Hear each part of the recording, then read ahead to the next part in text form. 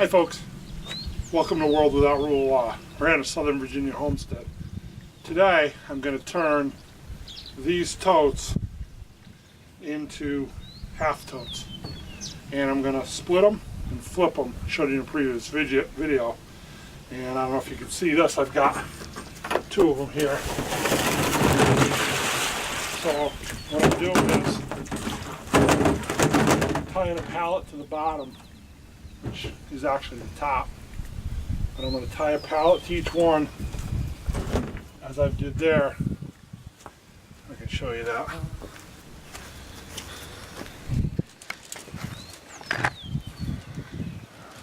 Just like that. Just tie a pallet to what is actually the top of the bin, but what will become the bottom of the bin. And so that's going to be the other half. The first half, which is, the bottom originally, already has a pallet built in. So it's going to be a multi-step process. First thing I'm going to do is drill a series of holes for drainage in the top, which will become the bottom of the other one. Then, that's the drill. Then I'm going to take my cutting tool and I'm going to cut the plastic all the way around. Then I'm going to take the Sawzall and I'm going to cut through the metal bars. I'm going to split them, and I've already done one. I'm going to do these three, and what I'm going to have is 8 grow beds. And the reason I'm tying the pallets on is because I want to be able to move them when I put them in place as I progress and change things around, and I just want to have the ability to move them with the forks on the loader. So that's the reason why I'm putting the pallets on. All right, there it is, the finished product. 8 planting bins.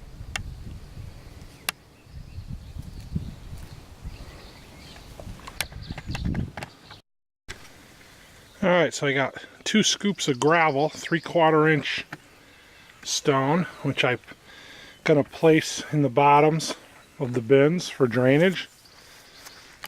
Again, there's the bins.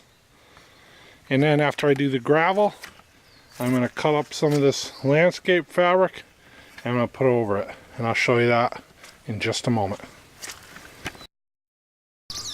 Okay, I've lined it with the landscape fabric.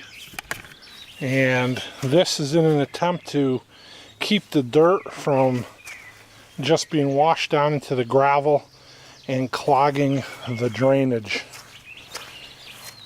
In these smaller halves, I drilled holes in the bottom for it just to drain out the bottom.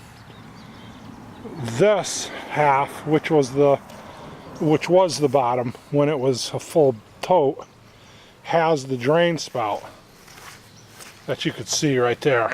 And so those I did not drill holes in the bottom because I am going to collect that water that runs through that nutrient-rich compost, and I'm going to reuse it.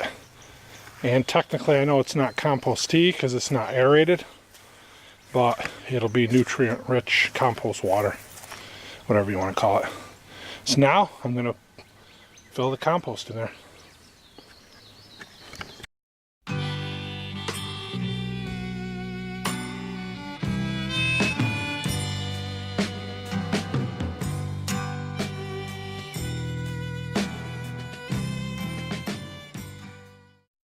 Alright, filled one, raked it out. I'm going to fill the other one, but I'm shutting the camera down because it's raining. Alright, I want to try to show you this one little point. So, I know I told you this before, but these have the drains in them. Right? Those, the other halves do not. So the tops,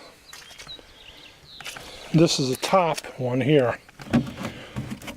It only takes a few inches of gravel, a couple inches of gravel. Try to show you this, sorry about that camera. It takes a couple inches of gravel because there's holes drilled all throughout that surface, and the water will drain right down to the bottom. These, they've got to drain. I didn't drill holes in it. They're going to drain through that hub right there, the drain hub, and I'm going to collect it. So this one isn't filled all the way. It's got maybe an inch more, 2 inches more than that other one.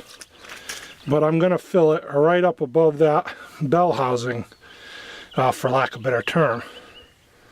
So these bins are going to be a lot heavier. Plus, if you look at them from this angle, the two on the end are the ones with the drains. The one in the middle is the top. They're deeper. So when I fill them with dirt, they're going to be heavier. They're going to be heavier just because of the extra couple inches of gravel, plus a little extra dirt. So when I moved, these three are the next three that I'm preparing. The other two I moved up were both tops. And I won't say the tractor had all it could do to move them, but it was struggling with it a little. And then certainly you got to go real slow. If you hit a bump, you know, you got a lot of weight off on the front of the loader. And so what I'm going to do with these is I'm going to move them up to where the planting area is with just the gravel in them. And then I'm going to come down with the loader and get the compost and go up and fill the bins up there.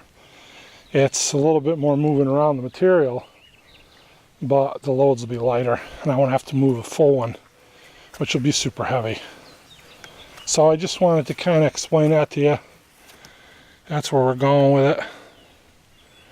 Again, it's on and off rain. I'll show you the bins I got filled up and raked out up there.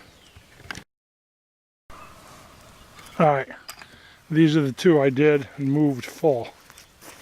Again, they're both the top halves. That's what they're going to look like. Now, down there by the house, let's see if I can zoom in on them. There's the two I'm using for cold frames. And they've got some squashes, some peppers, and some tomatoes. I think it's a little too early to put them out. They just have they're in little containers. And they have the glass over them, so it warms up all day. And then it hasn't been getting really cold at night, but I don't believe it's warm enough to plant them out yet. And we're getting close. So what I got to do next is the last three I just showed you with the gravel. Can't really see them. They're down there by that blue tarp where we were just down there. Those have to be brought up and then have compost put in them. Then those two, later on down the road, after I can plant what's in there in the ground, have to have gravel and compost. And that'll give me 8 half sections completely. And they're all going up here. And so, as you can see, I've got to dress out this back to Eden bed. There's weeds, and from the chips I had last year, I couldn't get as thick a layer as I would have liked. And it's starting to rain again. But I got 4 loads actually this year. You could see them. Oh, part of it over there. So I'm going to redress this area with it and expand out as far as I can. And I got some friends coming down next week and plan on hopefully doing a fence. Now, we'll see how far we get.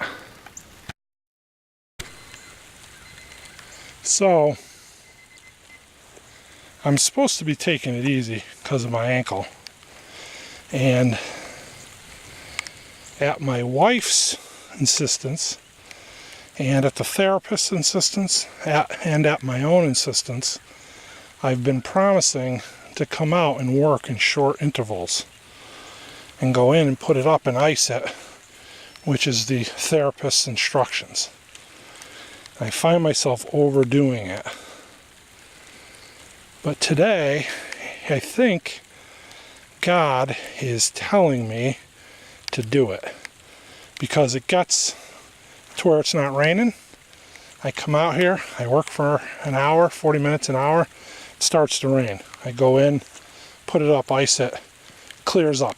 I come out for another 40 minutes or an hour, and that's what I've been doing today. Now it's raining again. So, yeah. So even though I may want to ignore that advice, situations are such to where I have no choice. And that's just the Lord protecting me, I believe. Thank you all for watching. God bless you.